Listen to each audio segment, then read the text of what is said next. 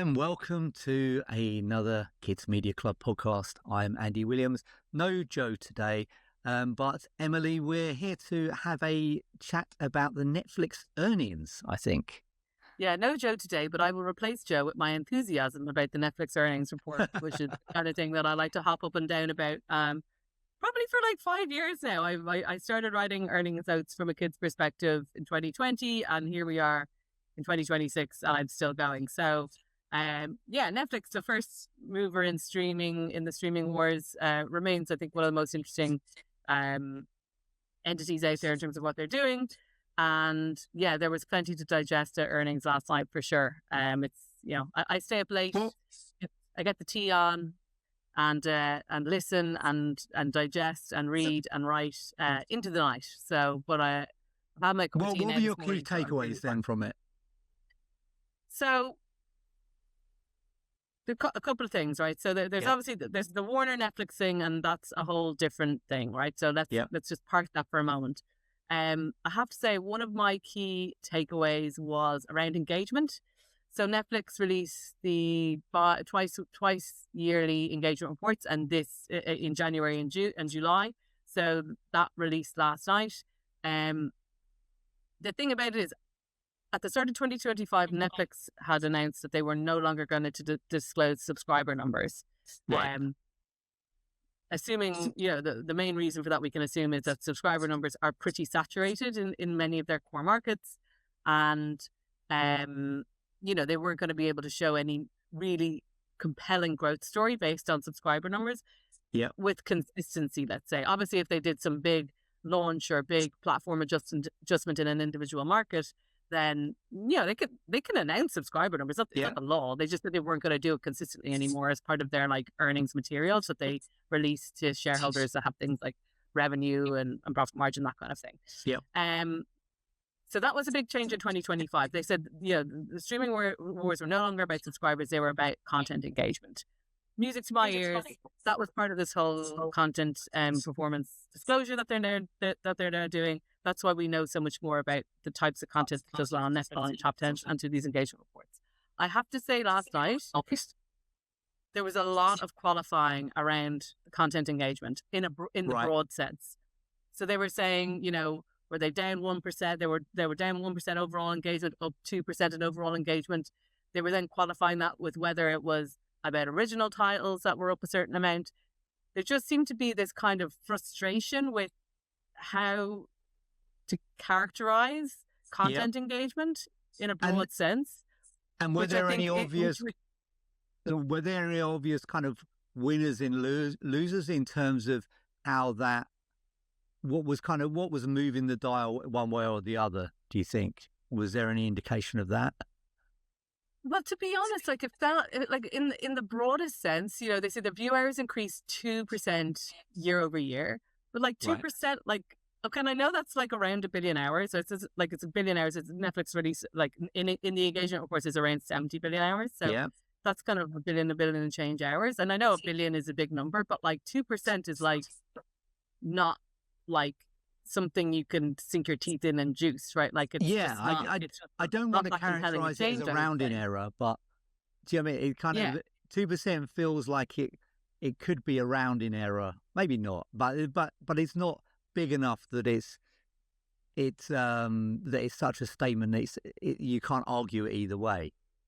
Yeah, exactly. And if we look at H2 2025, which is the half we've just been through, they had us absolutely stacked slate. They had Wednesday, they had K-pop Demon Hunters that they didn't even know was coming, the biggest movie on Netflix ever. They had Stranger Things, right? Stranger Things at Palooza, right? The finale of Stranger Things. We saw all of the individual seasons bubble up. I mean, Stranger Things is the biggest show to come out of Netflix, I would argue. Absolutely. And for all the people who are saying that maybe the final... I was going to say, for all the people who said that the last season was going to disappoint, my impression was that the numbers for Stranger Things last season were huge. So, like you said, there's a lot of big shows there. You'd imagine that would have had an impact. Yeah, exactly. And I think that that is I think part of the frustration. So, they said that their branded originals saw a 9% rise. So that is probably going in the right direction. But I think it is hard when you oversee an ecosystem of content as vast as Netflix does, that like moving the needle, it's very difficult. It can be difficult to demonstrate moving the needle. And that's what we find in the Netflix Kids Content Performance Reports. Like, we found it's important when we're looking at what is doing well to kind of bridle it and to kind of contain what we're looking at. Because if you try to look at everything, it's just like trying to boil the ocean, right? But if you're able to go, right, well, how efficiently is this genre working? How efficiently is this type of content working? What does good look like for preschool? What does good look like for an animated movie, right? Like, when you're able to kind of, as I said, bridle it or contain what you're looking at, that's when you can get insights. But when you're looking at the overall picture, it's a lot more difficult to be able to kind of divine the direction the wind is traveling, if you know what I mean. Yeah. So I think, but the thing is, Netflix had come out with this big statement: we're going to be releasing all the data on our shows every 6 months, and I think are finding the kind of shortcomings of that. I don't know if maybe they were expecting other streamers to follow through and to kind of take the bait of also disclosing more. Yeah. And in that haven't. sense, it would be very difficult for any other streamer to match up to the Netflix metrics of something like Stranger Things, but no one else has done that. So it just, do you know what, that was one of my key takeaways from earnings, was this kind of sense of frustration, sense of overqualification around the broad content metrics. And then on top of that, which I would say is also indicative of that frustration, they did release subscriber numbers, generally speaking, for the first time in a year, 325. What story did that tell them? Did that? They're up. They're up first. Okay. So I think that last year they were at around 300 million subscribers, 301, I think. This year, so that was January of last year. January of this year, they're at 325. So they're demonstrating growth. They say they reckon they reach around 1 billion people on Earth with their service, which I think would probably make sense. Yeah. But it just kind of felt like, let's just go back to the old thing we used to say that used to help us, rather than like trying to exist in the new engagement reality that they've put themselves in. So that was one of the key takeaways for me. There's lots of other things that were going on. They're talking about product updates around things like obviously their ad stack, their ad tech stack that they're trying to build out. And what's the story there? And what was the story there in terms of advertising and that side of? It's still something that they're in growth mode on, for sure. And that's something that they're learning at. There's lots of other stuff they're learning on too, right? Things like live and things like the other thing I thought that was interesting is so live and sports programming, that kind of thing, which they're definitely getting a lot better at. If you consider like I think it was the NFL games before, where one of the first live events there was a lot of lag. They've done many more since, so that's becoming a much more of a natural place for them, or a comfortable place for them, should I say. The other thing I thought was fascinating is they're talking about getting into vertical video. Right. Everybody's getting into vertical right now. Obviously, Disney Plus made that announcement at CES. TikTok are launching a bespoke microdrama app. Netflix are not being left behind. They're talking about new moves in vertical video this year, which I think also supports what they're doing around podcasting. Because are you familiar with podcasts, Andy? Yes, I've heard of them. They're a kind of genre where people kind of talk to each other around various topics, like kids media, for instance. Like kids, precisely. Yes. But I guess the video version of podcast is that kind of vertical. As anyone who can see me is like, I'm cutting myself off here in the screen. It's that vertical format. So that's something that they're trying to develop. So does that mean in some ways that just as YouTube is moving from the mobile to the living room, is that an example of Netflix looking to move from the living room into the mobile space? I mean, will those verticals exist on their app then? Yes, I think so. Like it's interesting. I think this social video moving to living room led by Netflix, led by YouTube, has been driven by wanting to expand ad revenue and wanting to get those TV ad dollars, I think. A very pure and passionate pursuit of that, I would say. I think premium streaming moving to digital or mobile first video, vertical video by extension, it's something that, there's been a bit of maybe executive nose holding around. We are premium, we are tastemakers, we decide what works. And that's not how, digital ecosystems work at all, right? Like that's, in places like YouTube or TikTok, the audience decides what's good or not. And so there's been that kind of reticence to go the other way. There's loads of shortcomings with that as well, because they've been in the subscriber model for so long. The back end of data that Netflix or Disney have on their users is like far inferior than Google. I think we probably talked about this in the podcast, right? Like Google. That's the trade-off, isn't it? Your YouTube journey, they have like everything you do when you're logged into Gmail, which most people have, as standard. So the move that way is tougher for premium. But the bottom line is, I think, those lean back moments that were filled by linear in certain ways for a long time, having the TV on in the background, putting the TV on when you're just cooking dinner or whatever, right? Those lean back moments are not really serviced by premium streaming. Premium streaming is where you sit at 8 o'clock when you want to watch something. And I think that's the move into vertical, move into mobile is part of premium streaming, trying to inhabit more parts of your attention in a given day. So and they need that, honestly. I think that's also where podcasts come in. Like, I think there's a lot of those. It's not that linear is totally dead, but I think between the decline of linear and the rise of importance of digital platforms for younger generations, like parts of digital are fulfilling things that linear used to do in ways like podcasts, right? Like basically like a talk show.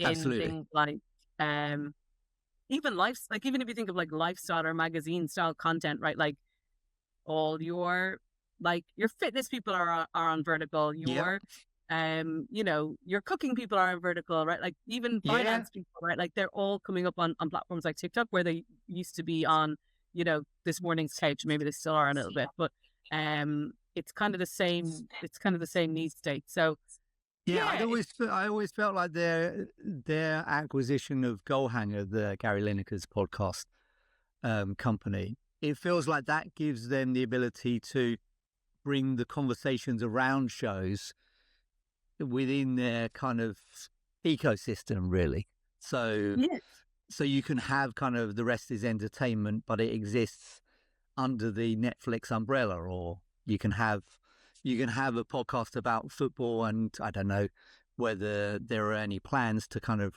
get into that space for Netflix. But if you wanted to get more and more into sports, you're starting to build the architecture, the commentary architecture that could kind of sit around that. Yeah, exactly. And I think it's trying to build more reasons in the day for people to get on Netflix. Like they've done really well, as I said, at owning 8 o'clock at night when you're sitting down to watch TV, or, on a Saturday evening or whatever. But, those in the middle of the day attention moments, they don't own. And YouTube and digital platforms will be taking up a lot more space there. So the fight's on, which is kind of cool. The other thing that they also are doing for that attention game is the gaming stuff, right? Like, I was going to ask about that. They're building out about the cloud-based games. Some of them seem really cool, right? Like party games, driven out of the your smart TV Netflix interface that succinctly dials up your phone so that you can play things like Pictionary, with your mobile devices that come up on the TV screen. Like, that sounds really cool. And there are the other movements they're making in gaming. Although we all need to just get comfortable with the fact that, like, Netflix do not see gaming as a business vertical to be making a P&L in of itself. It's still all in service of engagement overall, rather than, we're going to launch the next, Grand Theft Auto and make money or whatever. Right? It's much it's more about keeping the viewer or the customer there, and not losing them to another device. The member. Sorry. Yes. And in terms of kids, did you get any insight into how, if there's any evolution in terms of how they're thinking about the kids space? I mean, the main thing for me on kids is I think the creator movements that we're seeing. Miss Rachel has come in. She launched on Netflix last January. Season 2 launched in September, and she had a big 2025 on Netflix. So she is going to end up with a top. She will end up a top 5 show on Netflix for H2 2025. I think she was around 7 when she came in at H1, so she's gaining ground. They launched Mark Rober's Crunch Labs on the service last year as well. That's seen some good results. So I think those creator movements, I think, are quite interesting in terms of kids. Other things we're seeing on kids are Paw Patrol, one big with engagement. Right. They launched a US window on Netflix last July, so their hours viewed are, really, really high and up there. Gabby's Dollhouse continues to fight the good fight. The biggies, Peppa, and that kind of thing. Those guys are all still in, fighting it out, slugging it out with each other to try to gain ground, but they're all continuing to do very, very well. Cocomel, I mean, ironically, it's still on the creator. It's on that creator YouTube line, but that continues to be in decline on Netflix. So, maybe there's a question around the life cycle of that type of IP. Although I do think Miss Rachel has an opportunity there. Sesame Street numbers came in as well. That launch. How were they? Yeah, they were okay. I need to look at it in more detail before I commit to a full opinion on it, but I definitely don't think it was served by the volume of content that it had, right? It was quite a low volume, just I think 4 or 5 episodes totaling 2 hours since September. So that would be something that, just doesn't feel like it's in volume on there. Now, listen, sometimes like something like Miss Rachel, not in volume, seemed to do very, very well. So and Sesame Street wasn't in that kind of league at all, but whether it was in the league of, I need to go, and I'm still crunching, but I'm holding out on my opinion on it for a little bit. I need to look at it a bit more tomorrow, but it did okay, but it's definitely not like a runaway like Miss Rachel situation, I would say. There's no indication that there's. I mean, it's tricky, isn't it, with Netflix? There's so much content that sometimes to talk about there being like a channel offer for kids, there's too large an array to really have a coherent kind of one specific kind of tone of voice. But do you get the sense that Miss Rachel and Sesame Street that could be an opportunity to kind of have a range of kids content that's kind of within a sort of almost a kind of a house style or a theme kind of thing. Yeah, I had thought that, when the announcement for Sesame Street came through, I think like Miss Rachel and Sesame Street have collabed before.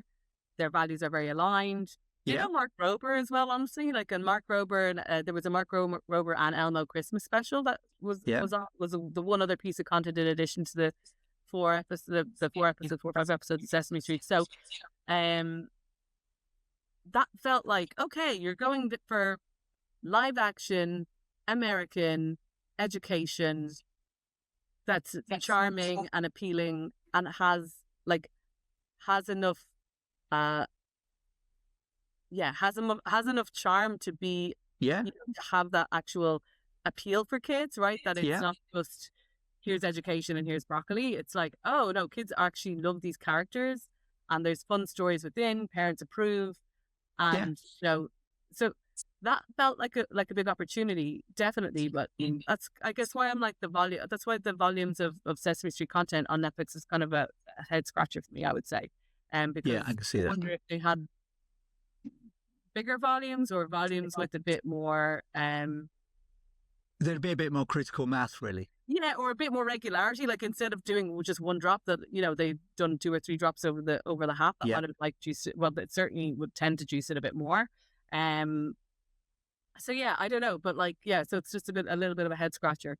So that. And then as you get older, with with K-pop, for instance, how did that feature in the in the Yeah, they love overview. K-pop. I mean, they're like, who wouldn't love having that IP in the stable? Although I do feel like it was very much like, yes, and it can drive streaming, which is what I've said about Netflix before. They still remain very all in service of streaming. You know, even if it's like K-pop could potentially be $1 billion. K-pop Demon Hunters could be $1 billion franchise over the next 10 years.